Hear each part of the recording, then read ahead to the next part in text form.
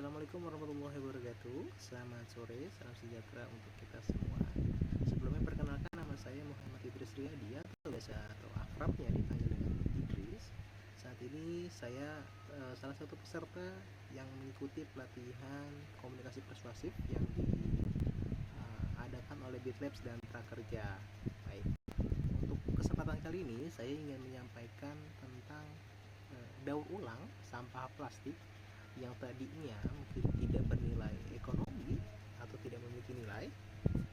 Kita akan membahas di sini sehingga bisa memiliki nilai ekonomi atau nilai jual seperti itu ya. Baik, sebelumnya izinkan saya untuk share screen terlebih dahulu tentang pembahasan kita pada sore hari ini.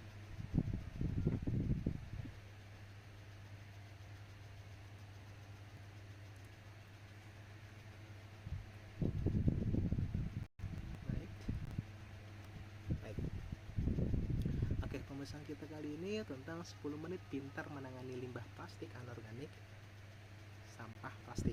Ubah sampah plastik menjadi penghasilan.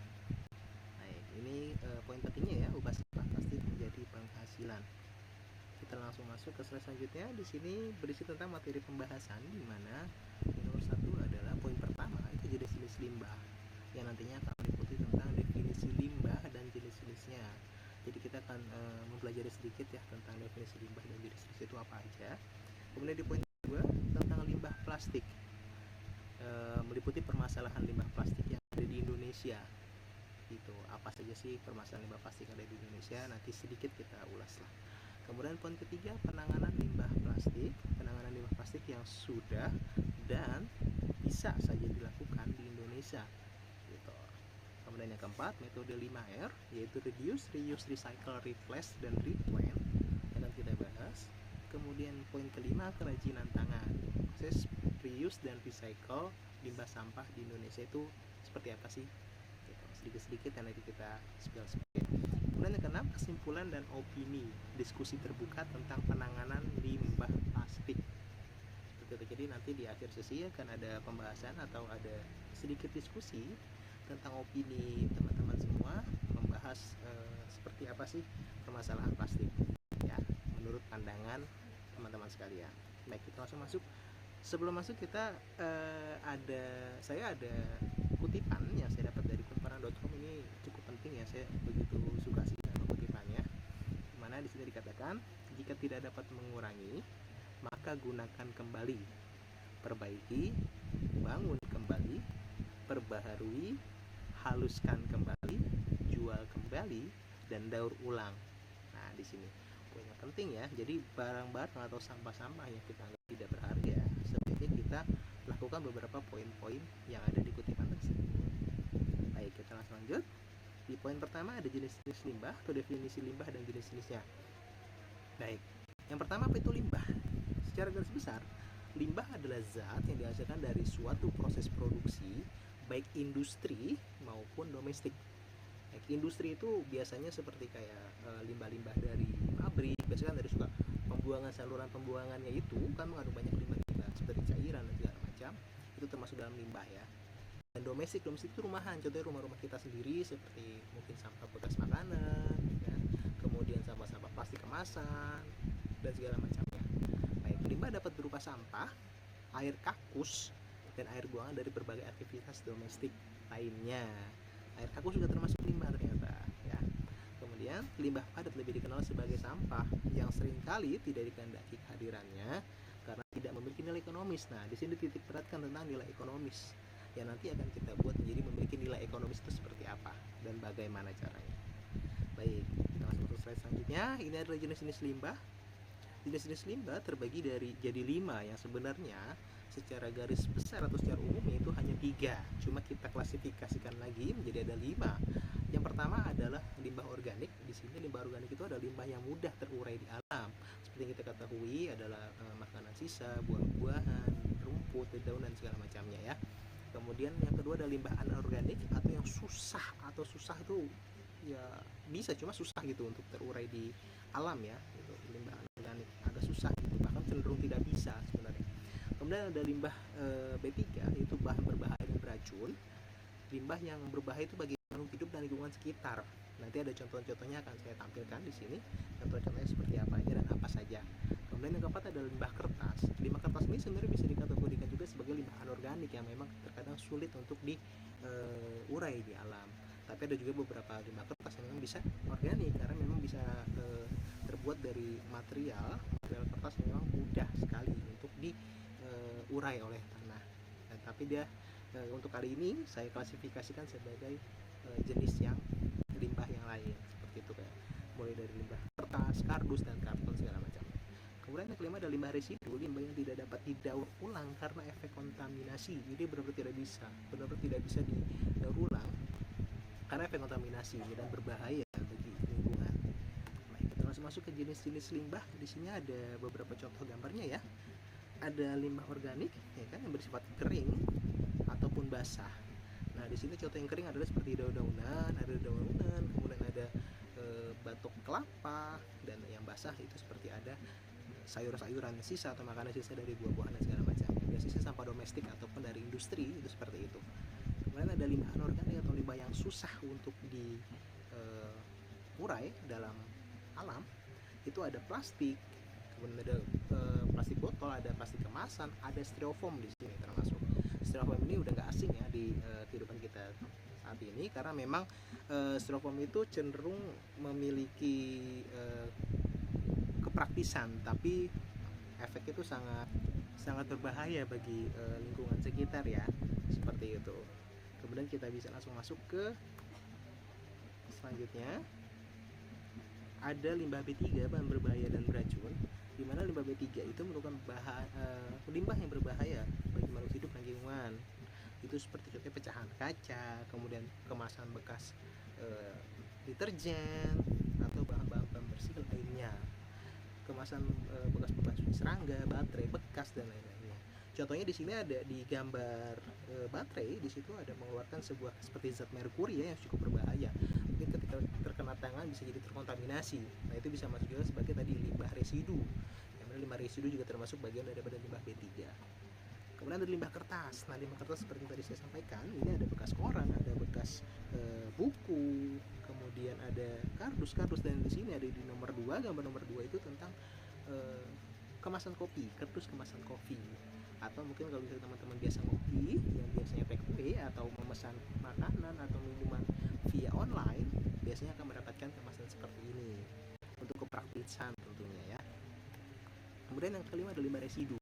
Limbah residu itu yang benar-benar tidak bisa didaur ulang karena kontaminasi. Contohnya seperti gambar-gambar di bawah ini ada puntung rokok, abu rokok, kemudian ada bekas pampers atau diapers atau popok ya, popok bekas, popok bayi bekas pembalut, kemudian bekas suntik, jarum suntik yang memang sudah dipakai, itu sangat beracun dan tidak bisa untuk didaur ulang ya, seperti masker juga termasuk ya. Nah, di sini ada note nih. Namun kini ada beberapa percobaan proses daur ulang dari abu bekas pembakaran yang diolah kembali menjadi material bangunan seperti material pengganti batu bata atau hebel dan lain sebagainya. Itu ada ya, di beberapa daerah sudah dilakukan proses seperti itu untuk meminimalisir penumpukan sampah yang ada di lingkungan sekitar. Jadi mereka bakar, kemudian bekas abu pembakarannya itu sama mereka dibuat menjadi sebuah dipres menjadi batu bata, pengganti batu bata seperti itu. Baik, kita langsung masuk ke poin nomor 2 tentang limbah plastik atau permasalahan limbah plastik di Indonesia. Nah, permasalahan limbah plastik itu merupakan limbah anorganik yang paling sering memberikan dampak buruk dalam keberlangsungan makhluk hidup di dunia. Bahkan kan banyak sudah kasus-kasus tentang dampak buruk dari limbah plastik di dunia, mulai dari menumpuknya limbah plastik di lautan hingga banyak biota laut yang mati karena limbah plastik. Itu udah nggak asing ya, karena dari beberapa kasus yang sudah terjadi seperti itu, mulai dari limbah plastik yang terbawa arus sampai dengan ke jauh dari tempat asalnya. Seperti saya sebelumnya pernah melihat sebuah video di mana ada seorang pemuda yang dia mengadakan atau melakukan sebuah camping di pulau yang tidak berpenghuni di daerah Kalimantan. Pemuda tersebut agak kaget dan heran karena di pulau tersebut banyak sekali sampah-sampah bekas plastik, botol kemasan, air mineral yang berasal dari Korea, jauh sekali, tapi bisa terbawa arus hingga akhirnya terbawa sampai dengan Kalimantan. Itu sangat mengerikan ya gitu. Apalagi nanti untuk biota laut sangat berbahaya. Kemudian lalu seperti apa permasalahan sampah atau limbah plastik di Indonesia? Di Indonesia itu seperti apa sih? Baik, di sini ada sedikit data, tabel dan juga grafik ya tentang limbah plastik di Indonesia sejak tahun 2017 sampai dengan 2025. Di mana dari data tersebut bisa kita simpulkan atau bisa kita dapatkan bahwa pada tahun 2017 saja dari jumlah sampah maksimal atau sampah keseluruhan sampah itu 65,8 juta ton. Sampah plastiknya mencapai 9,2 juta ton, yang mana kalau bisa kita konversikan menjadi persentase kurang lebih menyumbang 14% dari total semua sampah yang ada di Indonesia. Bayangkan 9,2 juta ton hanya untuk sampah plastik, itu sangat mengerikan ya. Dan kita lihat dari tabelnya dan juga grafiknya, kita perhatikan bahwa jumlah kenaikannya itu terus menaik ya, jumlah plastik mulai dari 0,1 juta ton atau bisa dibilang 100.000 ton per tahun ya, penambahannya 100.000 ton per tahun itu cukup mengerikan. Oke, lanjut. Kira-kira seperti apa limbah plastik yang beratnya mencapai 100.000 ton, dan di sini ada gambaran kurang lebih seperti apa berat 100 ton itu seperti apa sih. Oke, ini saya tunjukkan foto tentang kapal pesiar yang bernama KRI Palestini tahun 1996. Dia baru dibuat, yang beratnya mencapai kurang lebih 100.000 ton, yang dimiliki oleh operator kapal pesiar internasional yang bernama Carnival Cruise Line yang berkantor pusat di Florida, Amerika. Bayangkan ini 100.000 ton sebesar ini loh. Ini buat sampah aja, hanya untuk sampah 100.000 ton. Yang mana penambahannya berarti setiap tahun menambah satu ukuran atau satu berat dari kapal pesiar tersebut untuk sampah plastiknya di Indonesia. Dan diprediksi dari data sebelumnya bahwa tahun 2025 itu mencapai 9,9 juta ton hanya untuk sampah plastik. Berarti bisa kita asumsikan atau bisa kita analogikan kalau pada tahun 2025 sampah plastik yang mencapai 99 kali berat daripada kapal pesiar tersebut. Sangat disayangkan dan sungguh sangat membahayakan lingkungan ya. Begitu teman-teman. Baik, kita lanjut ke poin ketiga, penanganan limbah plastik. Penanganan limbah yang sudah ya atau yang akan dilakukan atau bisa dilakukan di Indonesia itu seperti apa sih? Oke, upaya yang pertama itu adalah pengolahan sampah menjadi energi, yang mana sudah dibangun tenaga listrik atau pembangkit listrik tenaga sampah atau PLTSA di Surabaya, Surakarta, Palembang, Jakarta, dan Manado kalau saya tidak salah. Itu sudah dilakukan ya proses-proses seperti itu untuk menanggulangi sampah yang begitu menggunung di Indonesia. Kemudian ada perputaran ekonomi, pemanfaatan sampah plastik untuk meningkatkan nilai produk. Nah, di sini kita paham bahwa beberapa produk atau beberapa sampah itu bisa menghasilkan sebuah produk yang mana bisa memiliki nilai jual di sana. Kemudian di sana ada membakar sampah dengan mesin pembakar sampah atau insinerator. Nah, di sini itu adalah memusnahkan sampah dan pemasangan sampah plastik yang menggunung. Cuma yang disayangkan untuk metode nomor 3 ini atau upaya nomor 3 ini belum dilakukan oleh pemerintah Indonesia. Karena kenapa? Pertama, memang membutuhkan dana yang cukup besar, dan biasanya insinerator ini dilakukan oleh negara-negara yang cakupan atau wilayah tanahnya itu tidak begitu luas, seperti Belanda misalnya, seperti itu. Kemudian nomor 4 itu menyiapkan TPA atau tempat pembuangan akhir, yang dimana memberikan tempat untuk sampah agar tidak mencemari lingkungan. Di sini adalah agar tidak tercecer ya. Bayangkan kalau misalkan sampah rumah tangga teman-teman semua yang ada di rumah tidak tertampung atau tidak memiliki tempat pembuangan akhir, akan terkumpul di situ, tentu akan mencemari lingkungan kan. Nah, oleh karena itu pemerintah melakukan atau menyiapkan sebuah TPA, tempat pembuangan akhir. Jadi ditampung di sana, yang nanti akan dipilah lagi mana sampah yang bisa dimanfaatkan, mana sampah yang harus dibuang, atau bisa jadi untuk balik lagi ke yang tadi, untuk membangun pembangkit listrik tenaga sampah. Gitu. Kemudian yang kelima ada mendaur ulang limbah plastik menjadi kerajinan. Nah, ini penting. Ini poin yang mau saya sampaikan. Poin nomor 2 dan nomor 5 ini sangat keterkaitan ya. Nomor 2 ini memang benar-benar menjadi nilai ekonomi atau menjadi nilai jual, memiliki nilai jual. Di nomor 5, poin nomor 5 ini itu bebas kepada teman-teman semua. Ketika teman-teman punya sampah plastik, apakah mau dijual atau mungkin mau dipakai di rumah teman-teman semua. Yang mana selama teman-teman punya nilai kreativitas tinggi, teman-teman bisa menciptakan sebuah karya dari sampah-sampah plastik yang sudah ada. seperti itu. Lanjut ke nomor 4, metode 5R. Reduce, reuse, recycle, repaste, dan replant. Oke.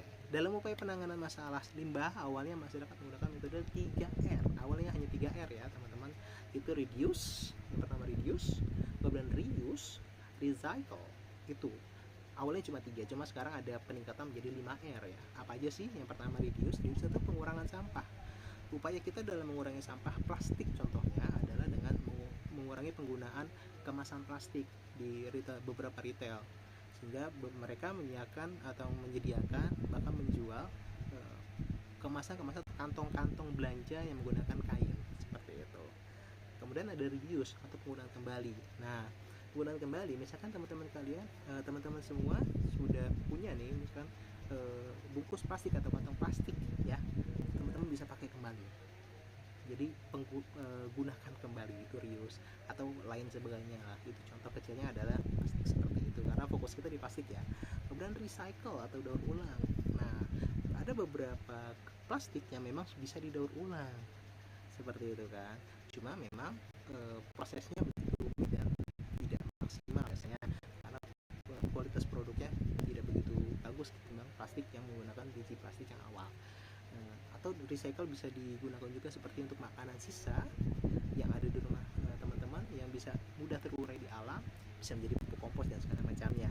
Kemudian ada replace, penggantian ini contohnya adalah seperti di beberapa coffee shop sekarang ini itu banyak mengganti sedotan yang awalnya menggunakan plastik, ini berubah menjadi stainless ataupun menggunakan bambu terkadang. Bahkan ada saya pernah melihat di salah satu coffee shop yang menggunakan sedotannya itu berbahan dasar dari ketan atau tepung beras, yang mana sehingga ketika minuman itu habis dia bisa konsumsi sendiri sedotannya. Unik memang seperti itu. Jadi ide-ide seperti itu yang memang harus kita terapkan.